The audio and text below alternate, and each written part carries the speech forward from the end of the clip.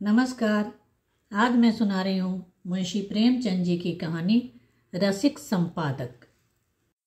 नवरस के संपादक पंडित चोखेलाल शर्मा की धर्म पत्नी का जब से देहांत हुआ है, आपको स्त्रियों से विशेष अनुराग हो गया है और रसिकता की मात्रा भी कुछ बढ़ गई है। पुरुषों के अच्छे अच्छे लेख रद्दी में डाल दिए जाते हैं, पर देवियों के लेख कैसे भी हों तुरंत स्वीकार कर लिए जाते हैं और बहुधा लेख की रसीद के साथ लेख की प्रशंसा कुछ इन शब्दों में की जाती है। आपका लेख पढ़कर दिल थाम कर रह गया, अतीत जीवन आंखों के सामने मूर्तिमान हो गया, अथवा आपके भाव साहित्य सागर के उज्जवल रत्न हैं जिनकी चमक कभी न खत्म होगी। और कविताएं तो हृदय की हिलोरें, विश्व वीणा की अमरतान, अनंत की मधुर वेदना, निशा का नीरव गान होती थी। प्रशंसा के साथ दर्शन की उत्कट अभिलाषा भी प्रकट की जाती थी। यदि आप कभी इधर से गुजरें तो मुझे न भूलिएगा। जिसने ऐसी कविता की सृष्टि की है उसके दर्शन का सौभाग्य मुझे मिला तो अपने को धन्य मानूंगा।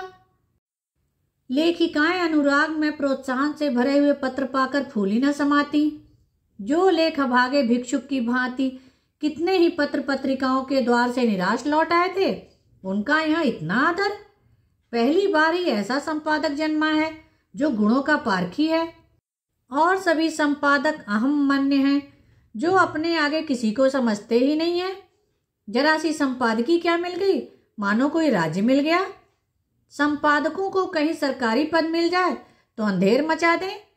वह तो कहो कि सरकार इन्हें पूछती ही नहीं है। उसने बहुत अच्छा किया जो ऑर्डिनेंस पास करा दिए। और स्त्रियों से द्वेष करो, यह उसी का दंड है। यह भी संपादक ही है, कोई घास नहीं छीलते। और संपादक भी एक जगत विख्यात पत्र के। नवरस सब पत्रों में राजा है। चोखेलाल जी के पत्र की ग्राहक संख्या बड़े वेग से बढ़ने लगी। हर डाक से धन्यवादों की एक बाढ़ सी आ जाती और लेखिकाओं में उनकी पूजा होने लगी। ब्याह, गौना, मुंडन, छेदन, जन्म, मरण के समाचार आने लगे। कोई आशीर्वाद मांगती, कोई उनके मुख से सांत्वना के 2 शब्द सुनने की अभिलाषा करती, कोई उनसे घरेलू संकटों में परामर्श पूछती और महीने में 10-5 महिलाएं उन्हें दर्शन भी दे जाती। शर्मा जी उनकी अवाई का तार या पत्र पाते ही स्टेशन पर जाकर उनका स्वागत करते, बड़े आग्रह से उन्हें एक आध दिन ठहराते, उनकी खूब खातिर करते। सिनेमा के फ्री पास मिले हुए थे ही, खूब सिनेमा दिखाते। महिलाएं इनके सद्भाव से मुग्ध होकर विदा होती। मशहूर तो यहाँ तक कि शर्मा जी का कई लेखिकाओं से बहुत ही घनिष्ठ संबंध हो गया है। लेकिन इस विषय में हम निश्चयपूर्वक कुछ नहीं कह सकते। हम तो इतना ही जानते हैं कि जो देवियाँ एक बार यहाँ आ जाती वह शर्मा जी की अनन्य भक्त हो जाती। बेचारा साहित्य की कुटिया का तपस्वी है, अपने विधुर जीवन की निराशाओं को अपने अंतःस्थल में संचित रखकर मूक वेदना में प्रेम माधुर्य का रसपान कर रहा है।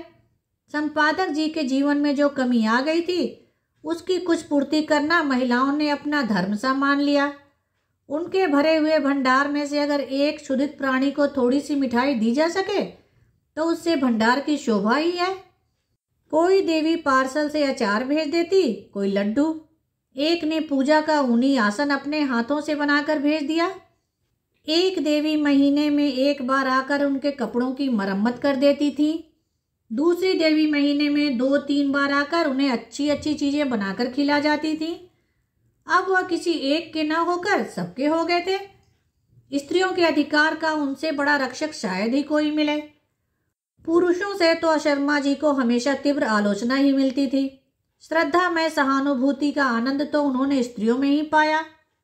एक दिन संपादक जी को एक ऐसी कविता मिली जिसमें लेखिका ने अपने उग्र प्रेम का रूप दिखाया था। अन्य संपादक उसे अश्लील कहते, लेकिन चोखेलाल इधर बहुत उदार हो गए थे। कविता इतने सुंदर अक्षरों में लिखी थी, लेखिका का नाम इतना मोहक था कि संपादक जी के सामने उसका एक कल्पना चित्र आकर खड़ा हो गया। भावुक प्रकृति, कोमल गात, याचना भरे नेत्र, बिंबधर, चंपई रंग, अंग अंग में चपलता भरी हुई, पहले गोंद की तरह शुष्क और कठोर, आर्द्र होते ही चिपक जाने वाली, उन्होंने कविता को 2-3 बार पढ़ा और हर बार उनके मन में सनसनी दौड़ी। क्या तुम समझते हो मुझे छोड़कर भाग जाओगे? भाग सकोगे? मैं तुम्हारे गले में हाथ डाल दूंगी, मैं तुम्हारी कमर में करपाश कर दूंगी, मैं तुम्हारा पांव पकड़कर रोक लूंगी, तब उस पर सिर रख दूंगी। क्या तुम समझते हो मुझे छोड़कर भाग जाओगे? छोड़ सकोगे? मैं तुम्हारे अधरों पर अपने कपोल चिपका दूंगी। उस प्याले में जो मादक सुधा है उसे पीकर तुम मस्त हो जाओगे और मेरे पैरों पर सिर रख दोगे। क्या तुम समझते हो मुझे छोड़कर भाग जाओगे? कामाक्षी। शर्मा जी को हर बार इस कविता में एक नया रस मिलता था। उन्होंने उसी क्षण कामाक्षी देवी के नाम एक पत्र लिखा। आपकी कविता पढ़कर मैं नहीं कह सकता मेरे चित्त की क्या दशा हुई। हृदय में एक ऐसी तृष्णा जाग उठी है जो मुझे भस्म किए डालती है। मैं नहीं जानता इसे कैसे शांत करूं। बस यही आशा है, इसको शीतल करने वाली सुधा भी वहीं मिलेगी जहां से तृष्णा मिली है। मन मतंग की भांति जंजीर छुड़ाकर भाग जाना चाहता है। जिस हृदय से यह भाव निकले हैं उसमें प्रेम का कितना अक्षय भंडार है। उस प्रेम का जो अपने को समर्पित कर देने में ही आनंद पाता है। मैं आपसे सत्य कहता हूँ, ऐसी कविता मैंने आज तक नहीं पढ़ी थी और इसने मेरे अंदर जो तूफान उठा दिया है वह मेरी विधुर शांति को छिन्न भिन्न किए डालता है। आपने एक गरीब की फूस की झोपड़ी में आग लगा दी है, लेकिन मन यह स्वीकार नहीं करता कि यह केवल विनोद क्रीड़ा है। इन शब्दों में मुझे एक ऐसा हृदय छिपा हुआ ज्ञात होता है जिसने प्रेम की वेदना सही है, जो लालसा की आग में तपा है। मैं इसे अपना परम सौभाग्य समझूंगा यदि आपके दर्शनों का सौभाग्य पा सका। यह कुटिया अनुराग की भेंट लिए आपका स्वागत करने को तड़प रही है। सब प्रेम। तीसरे ही दिन उत्तर आ गया। कामाक्षी ने बड़े भावुकतापूर्ण शब्दों में कृतज्ञता प्रकट की थी और अपने आने की तिथि बताई थी। आज कामाक्षी का शुभागमन है। शर्मा जी ने प्रातःकाल हजामत बनवाई, साबुन और बेसन से स्नान किया। महीन खद्दर की धोती, कोकटी का ढीला चुन्नटदार कुर्ता, मलाई के रंग की रेशमी चादर। इस ठाट से आकर कार्यालय में बैठे तो सारा दफ्तर गमक उठा। दफ्तर की भी खूब सफाई करा दी गई थी। बरामदे में गमले रखवा दिए गए थे, मेज पर गुलदस्ते सजा दिए गए थे। गाड़ी 9 बजे आती है, अभी 8:30 बजे हैं। 9:30 बजे तक यहाँ आ जाएंगी। इसी परेशानी में कोई काम नहीं हो रहा है। बार बार घड़ी की ओर ताकते हैं, फिर आईने में अपनी सूरत देखकर टहलने लगते हैं। मूंछों में 2-4 बाल पके हुए नजर आ रहे हैं। उन्हें उखाड़ फेंकने का इस समय कोई साधन नहीं है। कोई हरज नहीं, इससे रंग कुछ और ज्यादा जमेगा। प्रेम जब श्रद्धा के साथ आता है तो वह ऐसा मेहमान हो जाता है जो उपहार लेकर आता हो।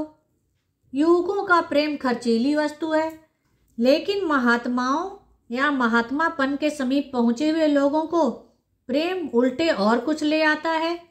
युवक जो रंग बहुमूल्य उपहारों से जमाता है, यह महात्मा या अर्ध महात्मा लोग केवल आशीर्वाद से जमा लेते हैं। ठीक 9:30 बजे चपरासी ने आकर एक कार्ड दिया। लिखा था कामाक्षी। शर्मा जी ने उसे देवी जी को लाने की अनुमति देकर एक बार फिर आईने में अपनी सूरत देखी और एक मोटी सी पुस्तक पढ़ने लगे। मानो स्वाध्याय में तन्मय हो गए हैं।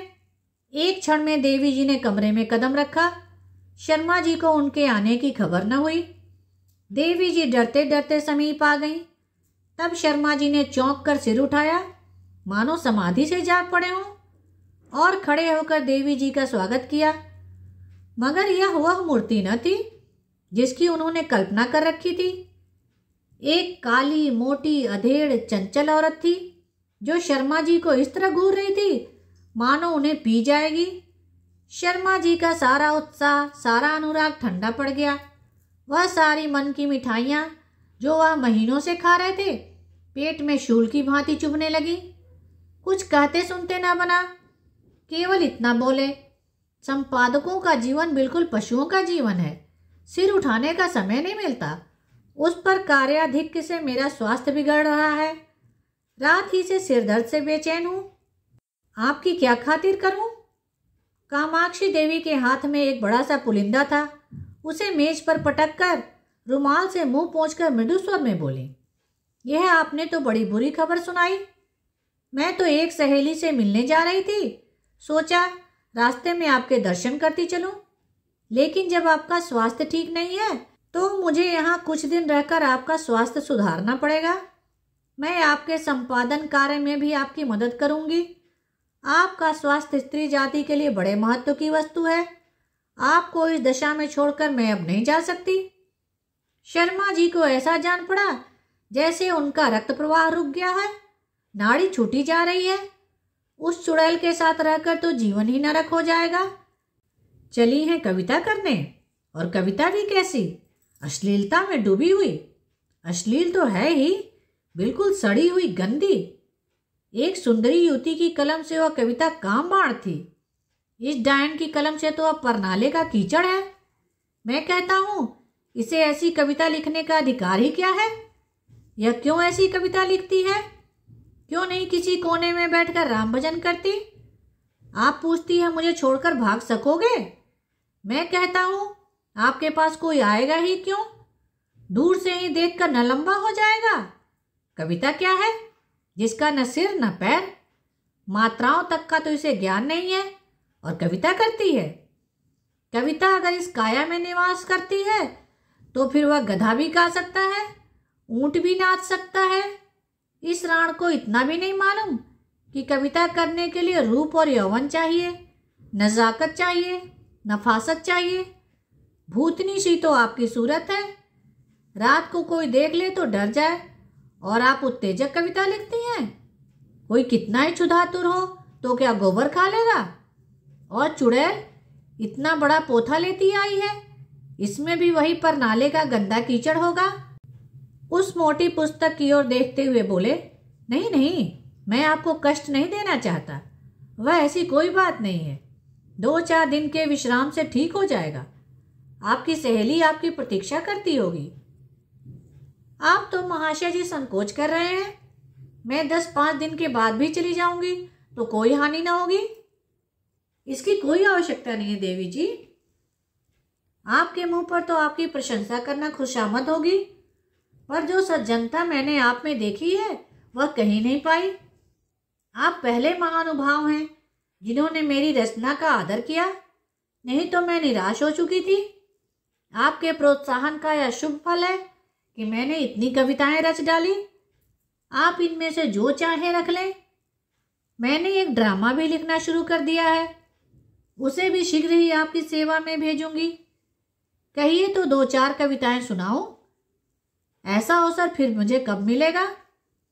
यह तो नहीं जानती कि कविताएं कैसी हैं, पर आप सुनकर प्रसन्न होंगे। बिल्कुल उसी रंग की हैं। उसने अनुमति की प्रतीक्षा न की, तुरंत पोथा खोलकर एक कविता सुनाने लगी। शर्मा जी को ऐसा मालूम होने लगा जैसे कोई भिगो भिगो कर जूता मार रहा है। कई बार उन्हें मतली आ गई, जैसे 1000 गधे कानों के पास खड़े होकर स्वर आलाप रहे हों। कामाक्षी के स्वर में कोयल का माधुर्य भी था, पर शर्मा जी को इस समय वह भी अप्रिय लग रहा था। सिर में सचमुच दर्द होने लगा। वह गधी टलेगी भी या यूं ही बैठी सिर खाती रहेगी? इसे मेरे चेहरे से भी मेरे मनोभाव का ज्ञान नहीं हो रहा है। उस पर आप कविता करने वाली हैं। इस मुंह से तो महादेवी या सुभद्रा कुमारी की कविताएं भी घृणा ही उत्पन्न करेंगी। आखिर न रहा गया, बोले, आपकी रचनाओं का क्या कहना? आप यह संग्रह यहीं छोड़ जाएं, मैं अवकाश में पढ़ूंगा। इस समय तो बहुत सा काम है। कामाक्षी ने दयाद्र होकर कहा, आप इतना दुर्बल स्वास्थ्य होने पर भी इतने व्यस्त रहते हैं, मुझे आप पर दया आती है। आपकी कृपा है। आपको कल अवकाश रहेगा? जरा मैं अपना ड्रामा सुनाना चाहती हूँ। खेद है, मुझे कल जरा प्रयाग जाना है। तो मैं भी आपके साथ चलूँ? गाड़ी में सुनाती चलूँगी। कुछ निश्चय नहीं किस गाड़ी से जाऊँ। आप कब लौटेंगे? यह भी निश्चय नहीं। और टेलीफोन पर जाकर बोले, हेलो, नंबर 77। कामाक्षी ने आधा घंटे तक उनका इंतजार किया, मगर शर्मा जी एक सज्जन से ऐसी महत्व की बातें कर रहे थे जिसका अंत ही नहीं होने पाता था। निराश होकर कामाक्षी देवी विदा हुई और शीघ्र ही फिर आने का वादा कर गईं। शर्मा जी ने आराम की सांस ली और उस पोते को उठाकर रद्दी में डाल दिया और जले हुए दिल से आप ही आप कहा, ईश्वर न करे कि फिर तुम्हारे दर्शन हो। कितनी बेशर्म है, उल्टा कहीं की, आज इसने सारा मजा किरकिरा कर दिया। फिर मैनेजर को बुलाकर कहा, कामाक्षी की कविता नहीं जाएगी। मैनेजर ने स्तंभित होकर कहा, फार्म तो मशीन पर है। कोई हर्ज नहीं, फार्म उतार लीजिए, बड़ी देर होगी, होने दीजिए, वह कविता नहीं जाएगी। धन्यवाद। कहानी को लाइक करें और शेयर करें। मेरे चैनल को सब्सक्राइब कर दें जिससे सभी कहानियाँ आपको समय पर मिल जाएं।